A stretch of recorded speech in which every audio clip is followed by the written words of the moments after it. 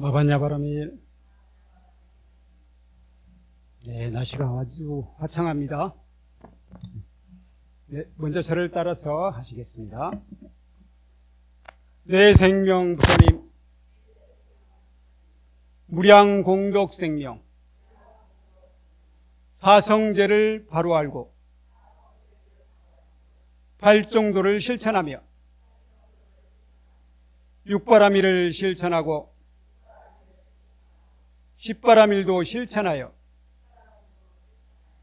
우리도 부처님처럼 보현행원으로 보리 이루리. 네, 감사합니다. 이번 태풍으로 우리 광명시 경기도 지역은 괜찮았죠? 네, 피해를 입으신 분들이 와서 빨리 복구하기를 기원합니다. 네, 이제 추석이 얼마 남지 않았습니다. 우리 법부님들은 가을에는 주로 어떤 생각을 하시나요? 올가을엔 사랑할 거야. 그런 노래도 있는 것 같아요. 올가을에는 좀 낭만적인 그런 시간을 가져보면 어떨까 싶어요. 오늘 너무 바쁘게 살았잖아요. 너무 힘차게 일만 해봤잖아요. 올 가을에는 좀 여유를 가지고 낭만을 즐기는 생활을 가져보면 어떨까 하는 생각이 듭니다. 어저께 제가 불교 방송에 추석 특집 방송 녹음을 하러 갔었거든요. 지금 여기 앉으니까 목소리가 좀 괜찮은 것 같아요. 어저께는 약간 제가 목이 쉬어가지고 발음이 잘 안 됐었어요. 9월 7일 날 방송을 하는데 아마 제대로 좀 안 됐을 것 같아요. 9월 7일 날 혹시 고향을 가시면서 오후 5시에서 6시 사이에 불교 방송 들으실 기회가 있으면 들어보시기 바랍니다. 9월 7일 날 이제 추석에 고향을 내려가는 사람들을 위해서 추석 특집 선시 읽기 방송을 했습니다. 거기서 제가 말씀드렸던 게 바로 올가을엔 사랑할 거야가 아니라 올가을엔 여유를 가져보자 였습니다. 낭만과 여유를 갖자 였습니다. 그렇지만 오늘 본문은 낭만과 여유하고는 좀 다른 것 같기도 하네요. 네, 어떤 것이든 그 바탕은 자비심이니까요. 오늘은 자비심을 바탕으로 해서 화합하는 방법에 대해서 말씀을 드리도록 하겠습니다. 화합은 나 자신으로부터 시작된다. 네, 먼저 우리 중암경의 부처님 말씀 개송을 함께 읽으시겠습니다. 우리 법회보 맨 위에 나와 있죠? 맨 위에 함께 읽으실까요? 속이고 간사하고 거짓말 많고 실천하지 않았으면서 실천했다 말하며 남이 보는 때에만 깨끗한 행 갖추거든 물리쳐 그를 멀리 떠나라. 맑고 깨끗한 이와 언제나 마땅히 서로 화합하여라. 화합은 진실로 안온을 얻게 하나니 화합하면 마침내 괴로움이 끝나느니라. 네, 두 번째 이 개송이 보면 두 개송으로 되어 있어요. 첫 번째 개송보다는 두 번째 개송에 주목을 해주시기 바랍니다. 첫 번째 개송은 속이고 간사하고 거짓말 많고 실천하지 않았으면서 실천했다 말하는 사람, 그런 위선자, 남이 보는 때에만 깨끗한 행 갖추는 그런 위선자, 그런 위선자하고는 같이 가지 말고 무소의 뿔처럼 혼자서 가라. 그런 내용이에요. 근데 오늘은 그걸 강조하기 위해서 이 자리에 앉은 게 아니고요. 두 번째 것을 강조하기 위해서 이 주제를 만들어 봤습니다. 맑고 깨끗한 이와 언제나 마땅히 서로 화합하여라. 화합은 진실로 안온을 얻게 하나니 화합하면 마침내 괴로움이 끝나느니라. 부처님께서는 그 어떤 것보다도 화합을 더 강조하셨습니다. 저는 한때는 이렇게도 생각을 했어요. 화합보다는 정의가 우선 아닙니까? 불의를 위해서 싸우는 게 중요하지 않습니까? 화합을 되더라도 어떤 경우는 불의를 위해서 싸워야 되는 거 아니냐. 그것도 틀린 말은 아니에요. 예를 들어서 내가 속한 단체가 나쁜 길을 가고 있어요. 전쟁을 일으키려고 해. 그럴 때 전쟁을 반대하면서 화합이 깨지는 것도 불사할 수도 있겠다는 생각이 듭니다. 경우에 따라서는 그럴 수도 있을 것 같아요. 경우에 따라서는. 만약에 화합한답시고 우리 단체에서 추진하고 있는 전쟁을 내가 찬성하게 되면은 우리 단체는 결속이 될지 모르겠지만 인류가 공멸의 길을 간다. 그러면 과감하게 싸울 수도 있을 것 같아요. 그런 경우가 아니라면은 화합이 언제나 우선이라는 거예요. 이거 굉장히 중요한 것 같아요. 화합이 중요하다. 다시 말하면 부처님이 말씀하신 정의 그것 자체가 화합하고 이퀄이다. 그렇게 얘기해도 과언이 아니라고 생각합니다. 사실은 화합하고 다른 것하고 충돌되는 경우 은근히 있거든요. 그러니까 예를 들어서 이런 경우는 있었을 것 같아요. 우리 승가에는 계율이 상당히 중요시 되잖아요. 계율을 지켜야 되면, 반드시 지켜야 된다면, 지키게 되면 화합이 깨지는 수도 있을 수 있잖아요. 그런 경우 있어요. 예를 들어서 우리 스님들이 아니라 대중들 사이에서 그런 말이 나오잖아요. 대중들이 원하면 소도 잡는다. 그런 말이 있던가요? 어떤 분은 대중들이 원한다 하더라도 소는 잡아서는 안 된다. 그렇게도 이야기하기도 합니다. 근데 어쨌든 이제 극단적인 예로 그런 걸 거예요. 화합을 위해서 내가 가지고 있는 가치관을 깰 경우도 있다는 것이죠. 그만큼 화합이 중요하다. 그래서 실질적으로 우리 상가라는 의미, 상가라는 뜻 자체가 화합이라는 뜻입니다. 그걸 상가의 의미를 그대로 의미 중심으로 해석을 하면 화합이에요. 화합이고, 또 한편으로는 무리중자 있잖아요. 무리중자. 삼이 합쳐진다는 뜻이에요. 합쳐진다는 뜻이에요. 합쳐진다 하면은 사람들이 많이 모인다는 뜻이잖아요. 그게 바로 무리중이에요.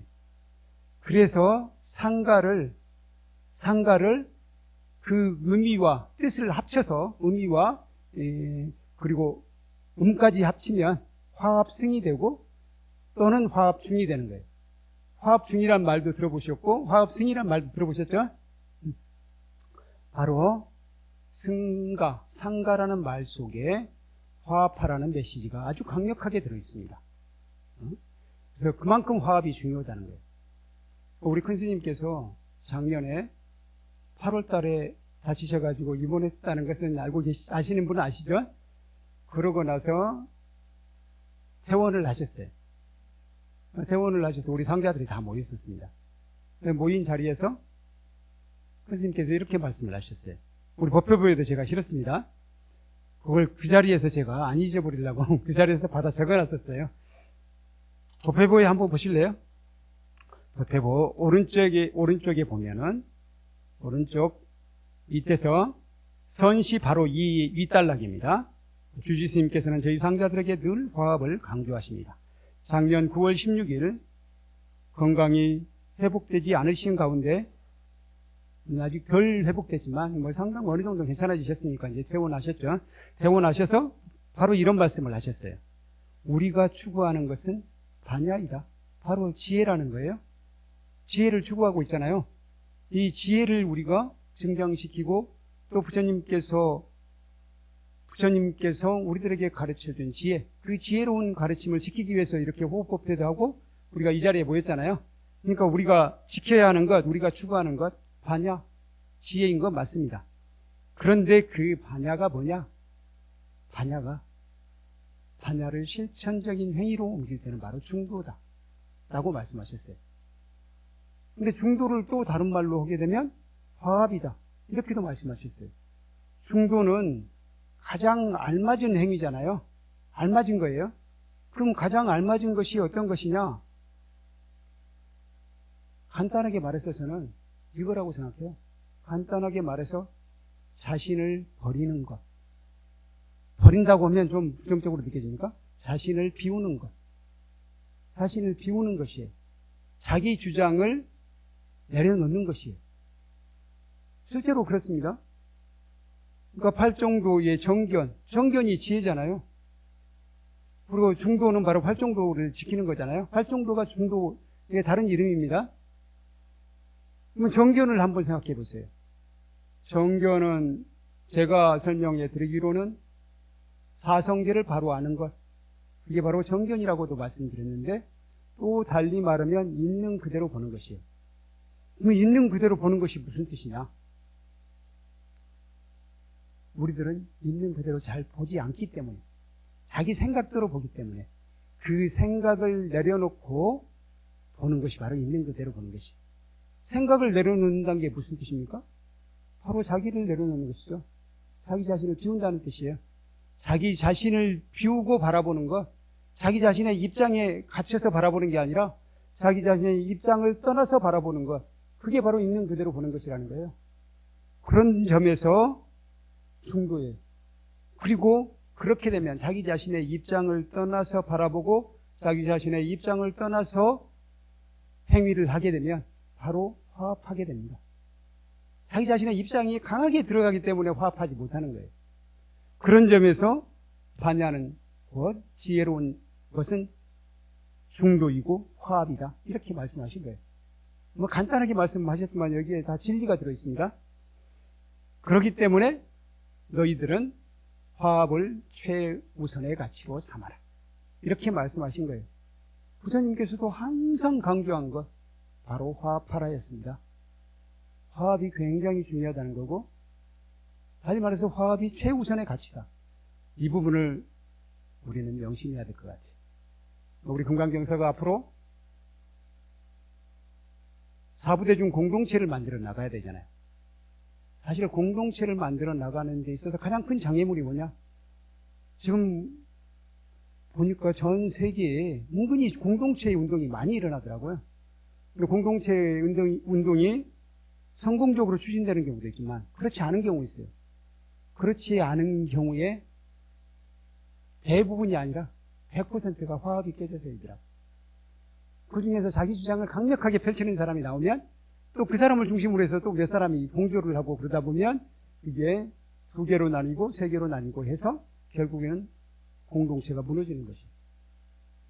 그래서 우리가 사부대중 공동체를 만들어 나감에 있어서 가장 중요한 것, 바로 화합이다.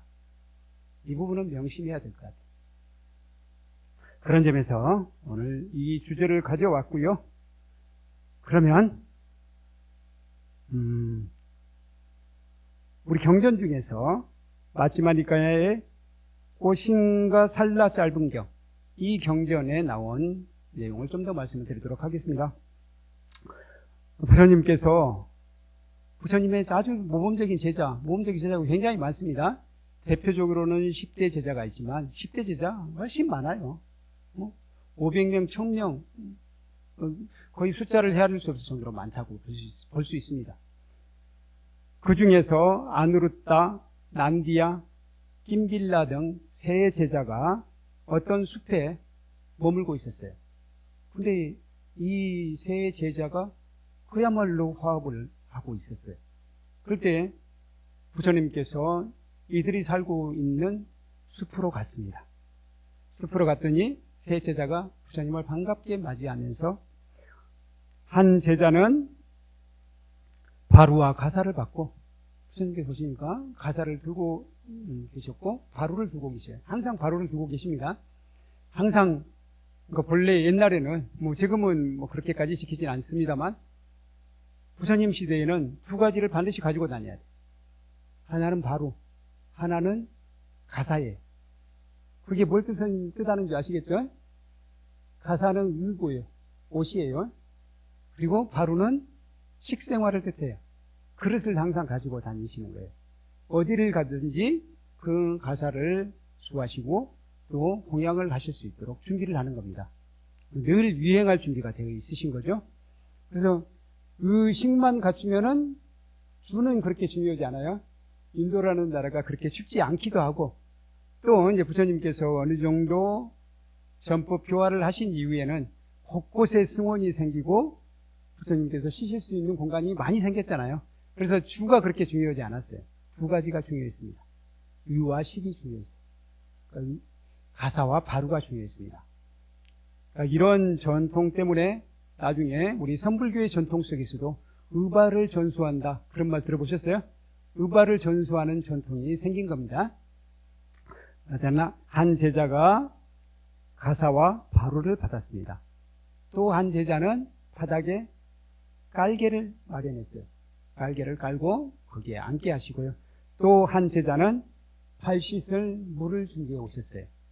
그 당시 부처님은 맨발로 다니시기도 하고 신발을 신으셨는지 모르겠어요. 신발 이야기는 안 나오더라고요. 신발을 신으셨다 하더라도 맨발로 다니시기 때문에 발에는 먼지가 많이 묻게 되잖아요. 그러면 거기에 깔개 위에 앉으려면은 발을 씻어야 되는 거예요. 그래서 발 씻은 물을 갖다 드리니까 발을 깨끗이 씻으신 다음 앉으셨어요. 그리고는 부처님께서 그중 아누르타에게 이렇게 물어봅니다. 아누르타여, 그대들은 서로 화합하고 서로 감사하고 다투지 않고 우유와 물처럼 융화하며 서로 사랑스러운 눈빛으로 지내기를 바란다. 이렇게 이야기하니까 아누르타가 부처님이시여, 저희들은 서로 화합하고 서로 감사하고 다투지 않고 우유와 물처럼 융화하며 서로 사랑스러운 눈빛으로 지내고 있습니다. 라고 대답을 했습니다. 그러니까 부처님께서 또 질문을 하셨어요. 그러면 너희들은 어떻게가 중요합니다. 어떻게 서로 화합하고 서로 감사하고 다투지 않고 우유와 물처럼 융화하며 서로 사랑스러운 눈빛으로 지내고 있느냐? 어떻게 지내고 있느냐? 그렇게 질문을 하셨어요. 그러니까 아누르타 존자가 이렇게 대답했습니다. 네, 아누르타 존자의 대답은 우리 같이 한번 읽으실까요? 같이 마음 깊이 새기면서 같이 한번 읽어보시겠습니다. 우리 왼쪽 페이지에 파란 글씨가 두 번째로 나오는 부분 있죠? 그 부분이 바로 아누르타 존자의 대답입니다. 이 부분을 같이 읽으시겠습니다. 세존이시여, 저는 늘 내가 이와 같이 청정한 삶의 벗들과 함께 사는 것은 나에게 참으로 이로우며 참으로 유익한 일이다 라고 생각합니다. 세존이시여, 저는 여기 존자들에게 여럿이 있을 때나 홀로 있을 때나 자비로운 신체적 행위를 일으키며 여럿이 있을 때나 홀로 있을 때나 자비로운 언어적 행위를 일으키며 여럿이 있을 때나 홀로 있을 때나 자비로운 정신적 행위를 일으킵니다. 세존이시여, 저는 이와 같이 내가 나의 마음을 버리고 이 존자들의 마음을 따르면 어떨까 라고 생각합니다. 세존이시여, 그래서 저는 제 마음을 버리고 이 존자들의 마음을 따랐습니다. 저희들의 몸은 여러 가지이지만 마음은 하나입니다. 세존이시여, 저희들의 몸은 다 다르지만 마음은 하나입니다. 자, 여기에는 가만히 보면 6가지 법칙이 있어요. 다시 한번 보시겠습니다. 저는 늘, 아누르타 존자가 저는 늘 이렇게 생각한다는 거예요. 내가 이와 같이 청정한 삶의 것들과 함께 사는 것은 나에게 참으로 이로우며 참으로 유익한 일이다 라고 생각합니다. 이 생각을 늘 한다는 거예요. 이거 굉장히 중요하죠. 화합하려면 내가 어느 공동체 사회에 속해 있다. 그러면 그는 이렇게 생각해야 된다는 거예요. 저는 이 공동체에 사는 것이 참으로 유익하고 나에게 행복한 일입니다 라고 생각해야 된다는 거예요. 그게 바탕이 돼요. 그래서 우리가 금강정사 사부대중 공동체를 만든다. 그러면 이 사부대중 공동체 안에 속해 있다는 것이 나에게 참으로 유익한 일이고 감사한 일이고 행복한 일이다 라는 생각을 갖는다는 거예요. 이런 생각을 갖고 있으면 나쁜 마음을 먹게 안 되죠. 이게 기본 바탕입니다. 첫 번째 법칙이에요. 자기가 속한 공동체에 대한 긍정적인 생각, 이게 바탕이 되는 것이고요. 두 번째를 한번 볼까요? 세존이시여, 저는 여기 존자들에게 여럿이 있을 때나 홀로 있을 때나 자비로운 신체적 행위를 일으킵니다. 여기에서 중요한 것이 있어요.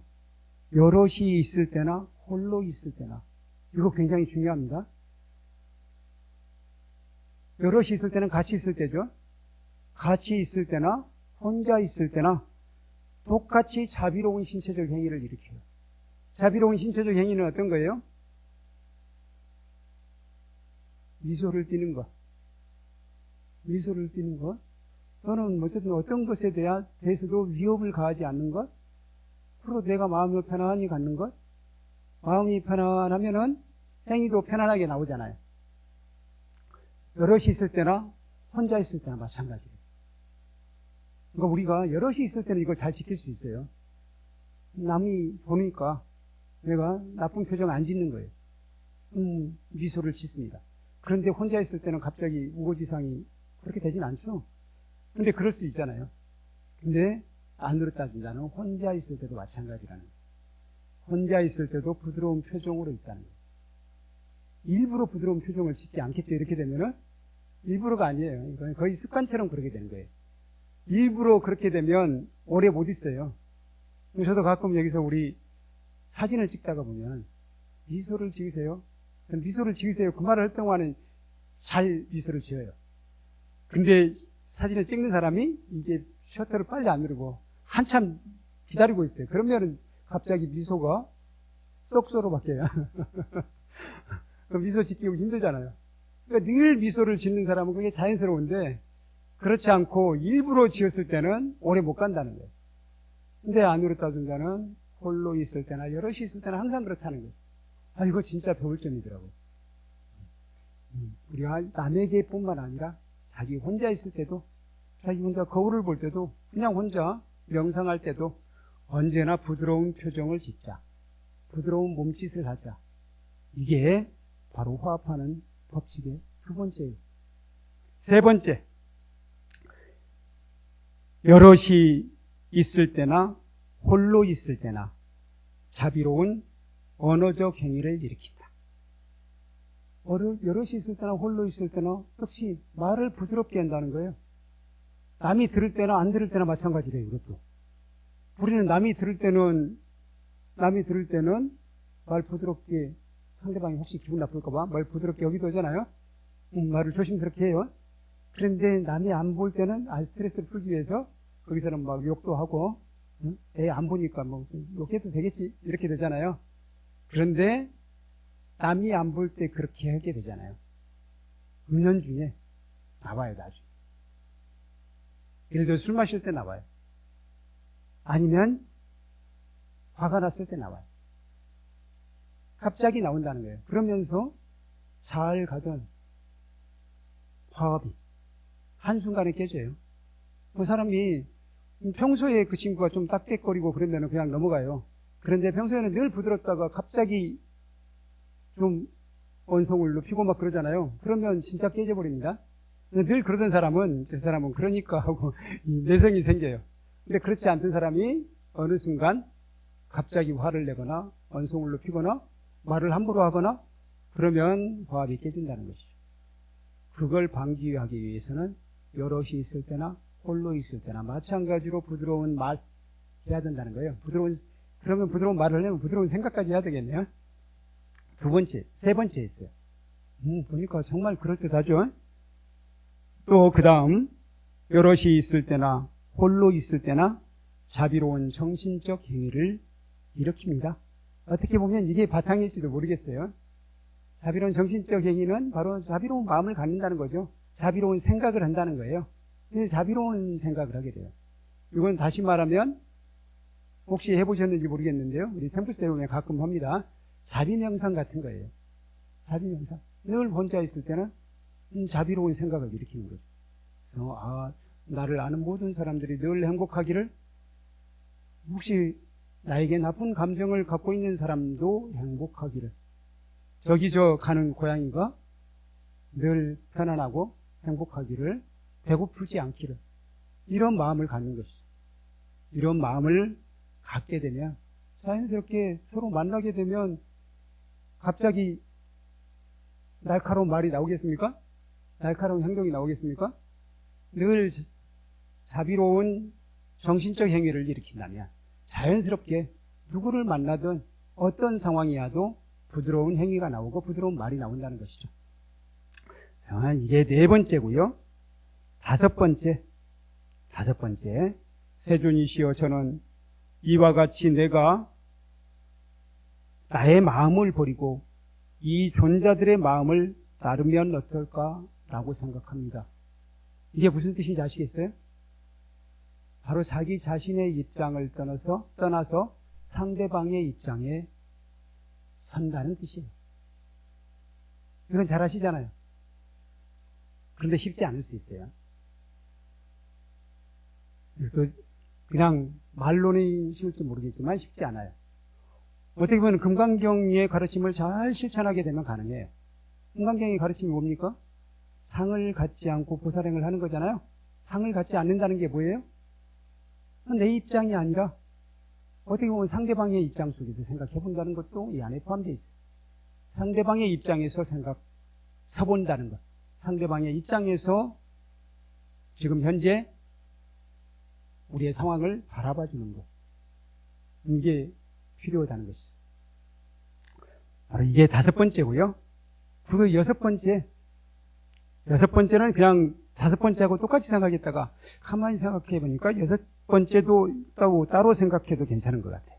여섯 번째, 저희들의 몸은 여러 가지이지만 마음은 하나입니다. 세존이시여 저희들의 몸은 다 다르지만 마음은 하나입니다. 여섯 번째는, 다섯 번째가 상대방의 입장에서 생각해 본다면 여섯 번째는 무아라고 할 수 있어요. 그야말로 아상을 완벽하게 내려놓는 것. 근데 세 사람이 다 같이 내려놨어요. 그러니까 화합할 수밖에 없죠. 아상을 완벽하게 내려놓고 너와 내가 하나다라는 마음을 갖는 것. 그야말로 공동체의 마음을 갖는 것. 이걸 여섯 번째로 놨더라고요. 여섯 번째는 쉽지 않을 수 있어요. 그런데 어쨌든 이 아누르타 존자라든가 난디아 존자, 김빌라 존자 이분들은 세 사람이 공통적으로 모두 나는 내가 아니다. 나는 우리다. 우리는 공동체다. 우리는 하나다. 이 마음속에서 살고 있다는 거예요. 이 마음속에서 산다면 자연스럽게 화합하게 되겠죠? 바로 이 여섯 가지 원칙이 이 안에 들어있어요. 이 여섯 가지 원칙 이해하시겠죠? 이걸 잘 실천할 수 있겠습니까? 좀 어려울 것 같아요. 그걸 조금 다른 말로 하면은 저는 이렇게 또 정리를 했습니다. 빨간 글씨예요. 첫째, 내가 속해 있는 단체나 구성원에 대해 긍정적인 마음을 가져야 합니다. 내가 속해 있는 단체나 또 구성원에 대해서 긍정적인 마음을 갖자. 우리 금강경사의 신도들에 대해서 긍정적인 마음을 갖고 우리 금강경사라는 사찰에 대해서 긍정적인 마음을 갖자. 금강경사가 정말 좋은 위치에서 우리 광명시의 불자들을 위해서 상당히 좋은 일을 많이 하고 있잖아요. 교육도 진행하고 있고 또 한편으로는 쉼터가 되어주기도 하고. 그래서 얼마나 감사한 일입니까? 이 자리에 여기에 있다는 거. 한편으로는 이 금강경사를 만드신 분들이 다 여러분이죠. 그래서 우리가 만든 이 금강경사에 대해서 긍정적인 생각을 갖자는 거예요. 긍정적인 생각을 갖게 되고 또 구성원들에 대해서도 어떻게 보면 구성원들에 대해서 좀 마음에 안 든 것도 있잖아요. 어떤 경우는 마음에 안 들지만 근본적으로는 이분들이 다 부처님의 가르침이 좋아서 오신 분들이잖아요. 그 안에서 조금씩 생각은 다를지 모르겠지만 근본은 모두 부처님의 가르침이 좋아서 왔어요. 부처님의 가르침을 실천해 보고자 왔습니다. 그것만으로도 그 사람이 네모나게 생겼든 세모나게 생겼든 다 긍정적으로 바라봐 줄 수 있지 않습니까? 그렇게 긍정적인 마음으로 바라본다면 그분이 조금 큰 소리를 내더라도 나하고는 반대되는 의견을 내더라도 그에 대해서 반감을 안 가질 수 있잖아요. 첫 번째는 바로 이거예요. 내가 속한 단체나 구성원들에 대해서 긍정적인 마음을 갖자 하는 것이고요. 두 번째로는 항상 서로 자비로운 몸짓으로 대하자. 서로 만나게 되면 딱 인상 쓰고 그냥 가지 말고, 혹시 저도 인상 쓰고 간 적 있지 않습니까? 그런 적 있다면 좀 반성해야 되겠습니다. 어떤 인상 쓰고 가지 말고, 확 지나가지 말고. 근데 그게 쉽지 않다는 거죠. 그래서 홀로 있을 때나 여럿이 있을 때나 그래야 된다는 거예요. 그게 나한테 편하다면 자연스럽게 그렇게 되잖아요. 그런데 사진 찍을 때처럼 일부러 뭐 미소를 짓잖아요. 그게 힘들어요. 일부러 미소 지면 10분 동안 미소 짓고 있으라고 해봐요. 그러면 이게 오히려 벌이 돼요. 그런데 늘 미소 짓는 사람은 자연스럽게 되잖아요. 그래서 홀로 있을 때나 여럿이 있을 때나 그렇게 하라고 그랬지만 그것까지는 안 되더라도 서로 자비로운 몸짓으로 대해주자. 이 정도까지는 할 수 있잖아요. 그리고 세 번째, 항상 자비로운 말투로 부드럽게 말하자. 자비로운 말투로 부드럽게 말하자. 이것도 굉장히 중요합니다. 그렇게 하지 않았을 경우 금방 사람은 눈치채요. 다 눈치가 빨라요. 다 눈치가 빨라서 저 사람이 나에게 좀 긍정적인 마음으로 이야기했구나. 아니면 그렇지 않고 좀 하대하는 자세로 또는 명령하는 자세로 얘기하고 있구나. 그게 그 사람에게 느낌이 오는 거예요. 그러면 그런 느낌이 왔을 때 반감이 생기는 거죠. 저도 이제 최근에 제가 지적했던 것이 거의 나중에 돌아오더라고요. 저는 나름대로는 정중하게 했다고 생각을 했는데 상대방이 그 부분에 대해서 그 지적이 오래 남았다고 얘기를 하더라고요. 그래서 저는 반성했습니다. 오늘 언제나 상대방의 입장에서 생각해야 돼요. 저는 부드럽게 이야기했는데 이렇게 주장하면 안 돼요, 사실. 내가 아무리 부드럽게 이야기해도 상대방은 아닐 수 있는 거예요. 그럴 경우는 사과를 해야 되는 것 생각이 드니까 제대로 사과 안 한 거 아니에요. 저는 최대한 부드럽게 해야 된다는 거. 그리고 상대방의 입장에서 부드러워야 돼요. 나는 진짜 참고 참아서 진짜 조심스럽게 말씀드렸습니다 라고 이야기를 하는 경우, 저도 그렇게 이야기를 했던 것 같아요. 근데 그랬다 하더라도 상대방은 아닐 수 있다는 거예요. 상대방의 입장에서 그야말로 부드러운 말투가 돼야 된다는 거죠.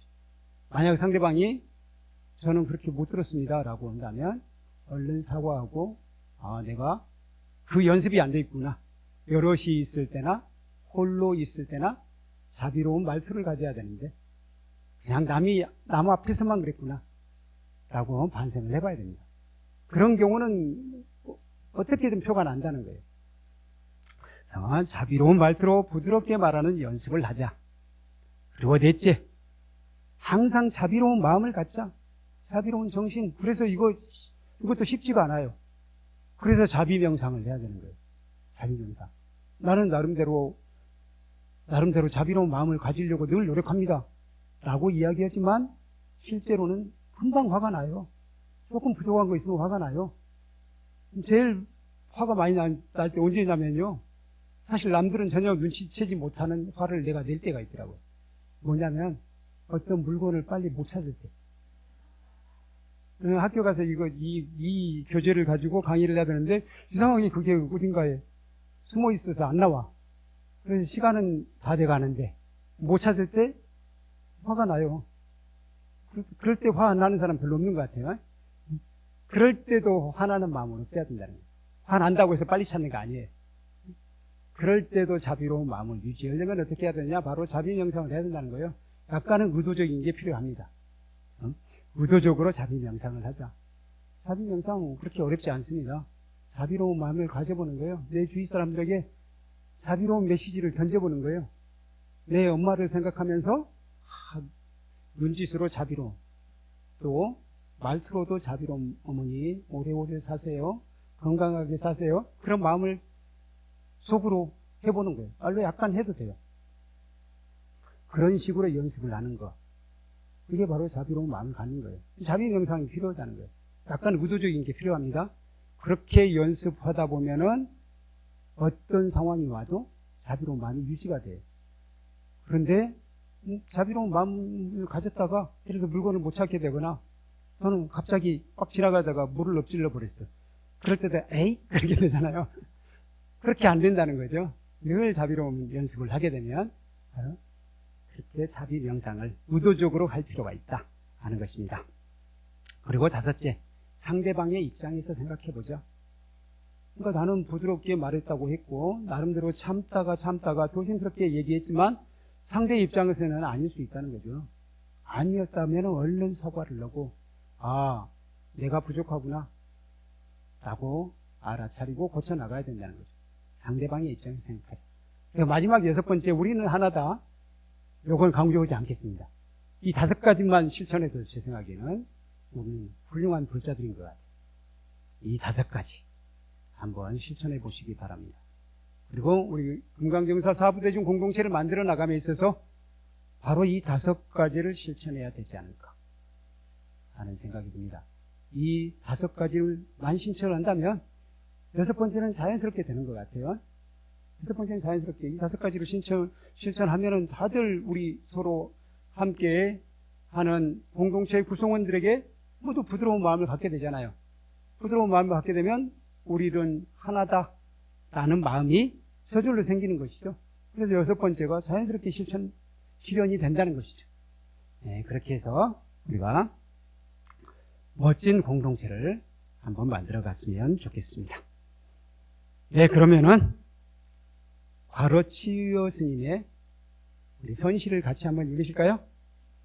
선시를 읽는 것이 좀 우리 마음의 여유를 갖는데 또